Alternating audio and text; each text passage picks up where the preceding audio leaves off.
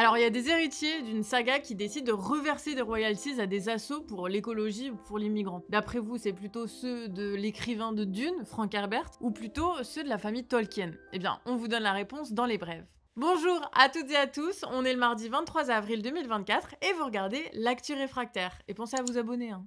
Ah, et pense aussi à notre financement annuel parce que si toi et tous ceux qui regardent cette vidéo donnaient 2 euros, eh bien on pourrait clôturer notre cagnotte et le canard pourrait repartir pour une saison 5 tranquillou. Le lien, il est juste là. Merci. Aujourd'hui, on va parler chômage puisqu'hier, des négociations avaient lieu entre le gouvernement et les syndicats sur la nouvelle réforme de l'indemnisation voulue notamment par le Premier ministre Gabriel Attal. Son gouvernement souhaite encore réduire la durée pendant laquelle on peut toucher les allocations, comme il l'a déjà fait lourdement en 2019. Mais cette fois, l'objectif, c'est pas une question de budget, puisque l'UNEDIC, qui s'occupe de ces allocations, a ses chiffres au vert depuis 2022. Non, là, le but assumé du gouvernement, c'est de remettre les gens au travail, donc le retour à l'emploi. D'après eux, les personnes au chômage seraient trop indemnisées et trop longtemps.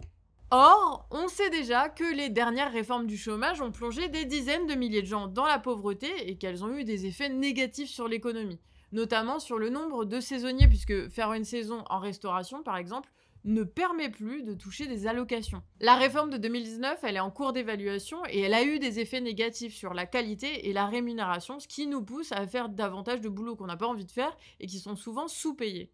Donc on est bien loin de désmicardiser le pays comme le prétendait Attal lui-même. Du coup, avec tout ça en tête, eh bien, il est logique que les négociations n'aient pas abouti. Les syndicats ne voient pas l'intérêt d'une réforme qui fait les poches encore et toujours aux plus précaires du pays. Ce refus, il a pourtant pas du tout contrarié le gouvernement, qui a annoncé que la mise en place de cette réforme sera accélérée et qu'il comptait la faire appliquer dès le 1er juillet 2024, donc dans un peu moins de 3 mois.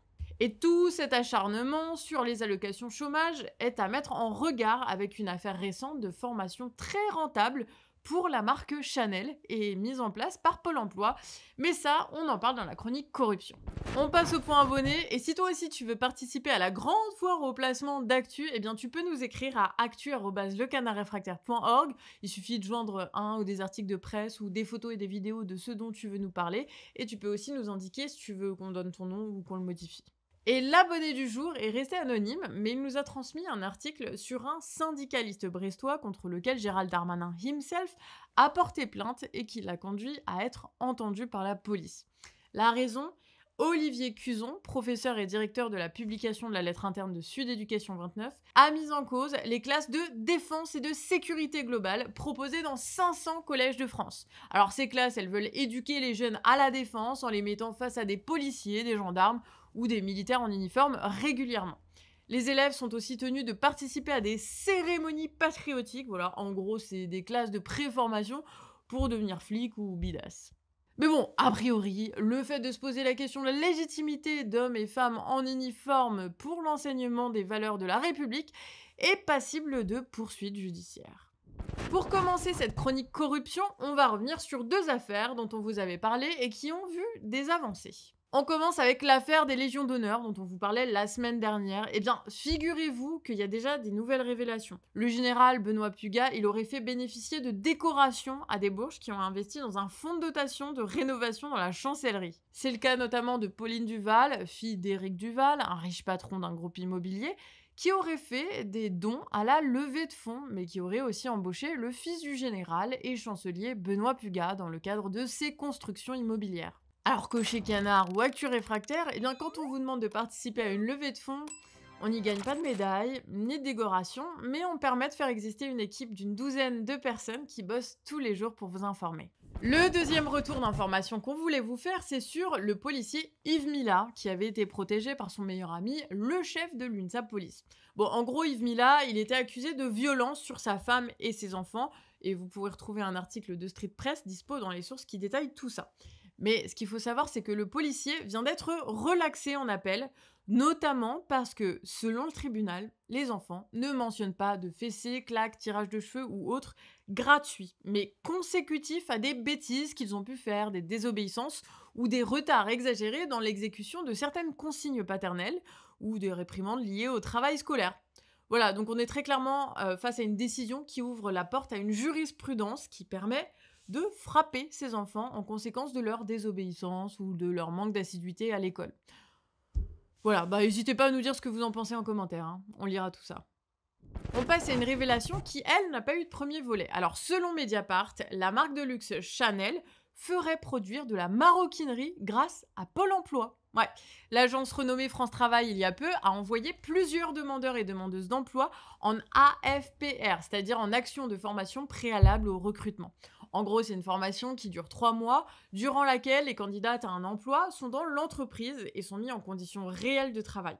Et pendant toute la durée de la formation, les candidates ont droit à leur chômage ou à une indemnité de 723 € payée par Pôle emploi.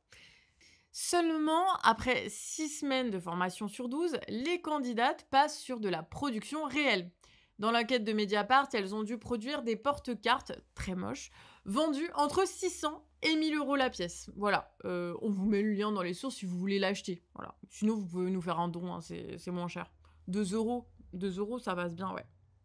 En échange de cette mise à disposition de travailleuses gratuites, Chanel a quand même dû payer 3 581 € par stagiaire. Mais en sachant que si le stage aboutit à une embauche, l'entreprise, dont le chiffre d'affaires a atteint 4,6 milliards en 2022, aurait droit à une aide à l'embauche de 3 200 €.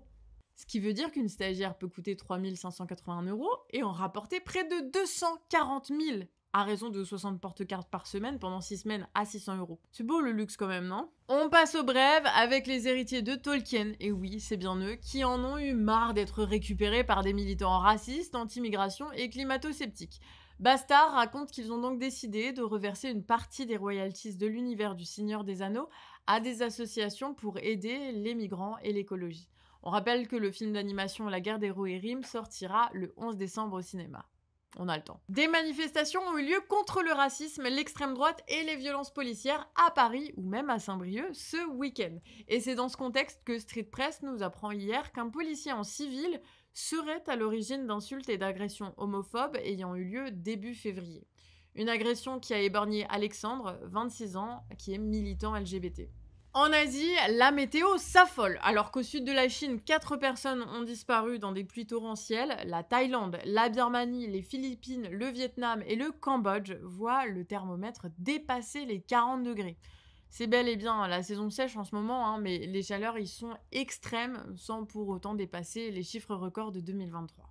On s'arrête là pour aujourd'hui. N'hésitez pas à nous faire des retours sur l'actu réfractaire, que ça soit dans le fond ou sur la forme. Notre équipe de communication fraîchement recrutée lit assidûment vos commentaires. Et puis nous, on se dit à demain, 18 h.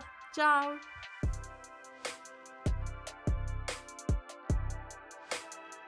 Ouais.